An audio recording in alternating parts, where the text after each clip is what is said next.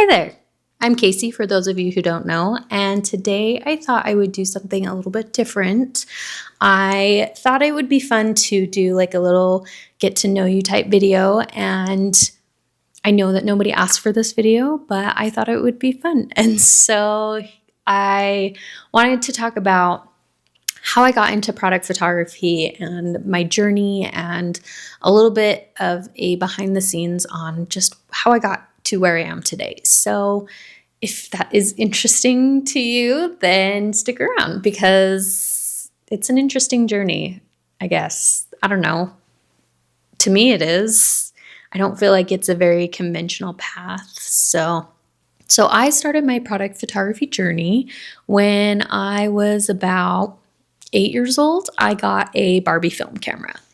And I wouldn't say that anything before the age of like 18 was serious, but that is kind of when I got into photography. Was at 8 years old, I got this Barbie film camera and it was the best. I loved it. It was pink. It was like I could take images and I was feeling artsy, and I did not know at the time, and neither did my parents, that I had ADHD and I couldn't focus in class. And my head was always in the clouds, and I was always thinking about art and recess and anything besides schoolwork. And so photography was kind of like my outlet. And so I started taking classes when I was in middle school, and by the time I was in high school, I was starting to actually like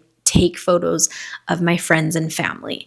And it wasn't anything like serious. I would just here and there do a wedding or family photos or senior photos. And I kind of just was playing around. So when I was in high school, because I didn't think that it could be a full-time career, I did hair school. So I, again, just had photography and other things as just passions, and hair school was going to be my career trajectory.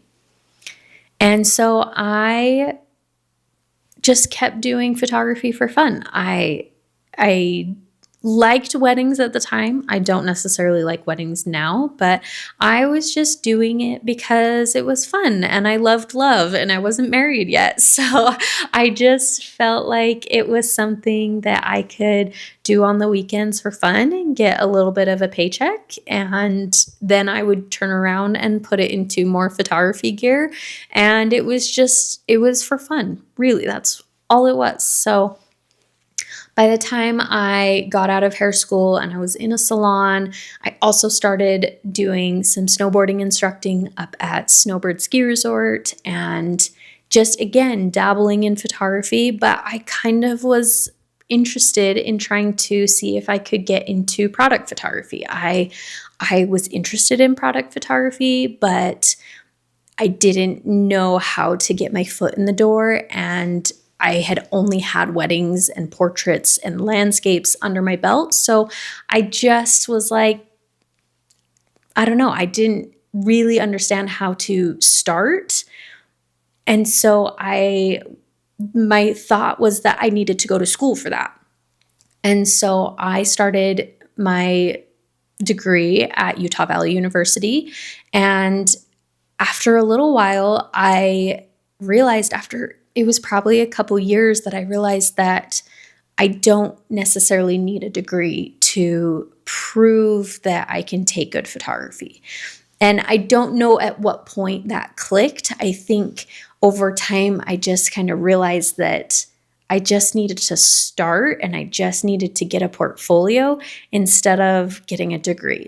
So I ended up dropping out of Utah Valley University, and I found a job that had nothing to do with product photography. But when I went to their website, I noticed that they didn't have great photography. So I applied there and I got a job as a seamstress. And I was sewing tapestries for this company, and I just kind of tried to get to know different people at the company so that I could try to be like, hey, I do photography. Maybe we could go out on a photo shoot. And so I got in touch with the marketing guy and we went on a photo shoot, and they were like, great, this is awesome. We can use these for ads. We can use these for the website. And so then I just started doing more and more photo shoots for them. And so then they basically made me their full-time photographer. I didn't end up doing the sewing anymore. Like, I basically just swapped roles, and I had so much fun. It was an apparel shop, and so it wasn't a whole lot of different products. It was a lot of different styles, but I was getting experience in product photography, and I was working with some models. So I was getting some experience with contacting models and scheduling photo shoots and stuff like that. So that was really good. And then after about a year, I asked if I could get a pay increase from them. And ultimately, they just didn't have it in the budget. So I left to go teach snowboarding again. And about that time, I had applied for another job that was a product photographer position. And I had interviewed with them, and the interview didn't go as well as I was hoping. And I ended up turning down the position and told them that if they were maybe hiring in 3 months when the snowboarding season was over, that I might be interested in, maybe taking the job. I don't know. I really didn't feel in the interview that it was right. And so I just was kind of like hoping that they would forget about it. But they actually called me back 3 months later. And so at that point, I decided that maybe it was worth exploring. And so I went in, I did another interview with them, and it went so much better. I felt more comfortable with the leadership and just the overall position after that second interview. And so I ended up taking the job, and it was an Amazon marketing agency. And it was very different than anything that I had in my portfolio, but I built up my portfolio with that company, and I was with them for 6 years, and that really set the trajectory for my career. And I was photographing everything from baby products to pillows to food and beverages. It was any Amazon product that you can think of that would ship from Amazon. And so I got a lot of experience. I really didn't like a lot of the stuff that I was photographing when I was there, especially because I really started to like the health, wellness, and beauty space. And I just wanted to do more of that. And so what I started doing is adding more of that stuff to my portfolio so that when brands visited my portfolio, they could see that that is what I specialized in. Now, I had other things on my portfolio, like I had food styling and I had some other things, but that was to really support the health, wellness, and beauty categories. And I didn't post a lot of my other stuff. So I stopped posting weddings. I stopped posting portraits. I stopped posting landscapes. I only focused on making my website and my Instagram all about the stuff that I wanted to get hired for. So after I had worked at this Amazon marketing agency for 6 years and I had all this experience, what I was trying to do is find brands that wanted to work with me on a long-term basis. So I was getting brands that would do 3 to 6 month retainers. And so I was getting that consistent income. And so after I had enough brands that I knew kept coming back and kept getting images, that's when I felt comfortable leaving my corporate job and really going out on my own. And at first I was worried because I was only doing photography part-time on the side of my full-time photography position. And I didn't think that if I quit my full-time position that I would have enough work to go full-time freelance. But what ended up happening is that by not having my full-time job and being able to put the extra time that I had into marketing, into posting, into pitching, all of these different things that I didn't have time for before, I was able to completely fill my schedule. And that first month that I left, I was able to have a very full-time schedule.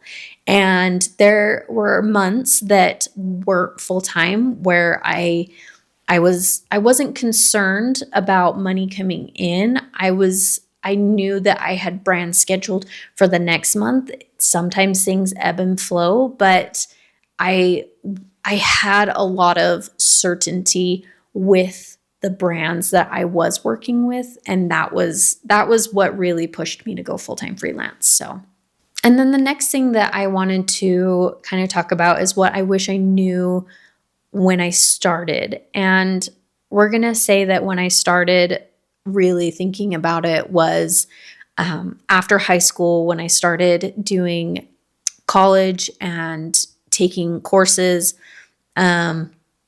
I wish I knew that I didn't have to get a degree. I wish I knew that I didn't have to put all of my time and effort into learning, and I could just focus on getting better and building my portfolio. Because ultimately, I ended up leaving school and I was able to get this job at the Amazon marketing agency, and all of my other coworkers had gotten their degree, graduated from school, and came and worked for this company. And we were at the same point. I was hired in 2018 and they were hired in 2020, 2021. And so I kind of feel like I got a head start by skipping school and not making that my path. But photography did not require schooling because I ended up in the same spot as my peers.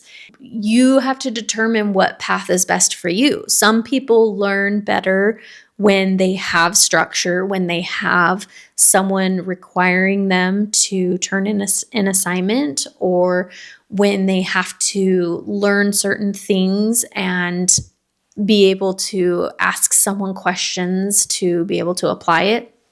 So if you think that school is the path for you, then that's great. And really, like, school was great for making connections, but it, again, is not something that is required for every person. So the next thing that I think is important to know, and what I wish I knew, is to create more of what I want to get hired for.